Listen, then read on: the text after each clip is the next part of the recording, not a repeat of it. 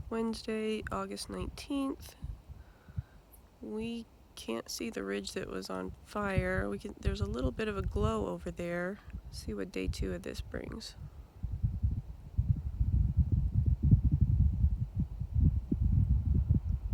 Whoa, there's a big flame. That's where that flame was last night. It was so huge.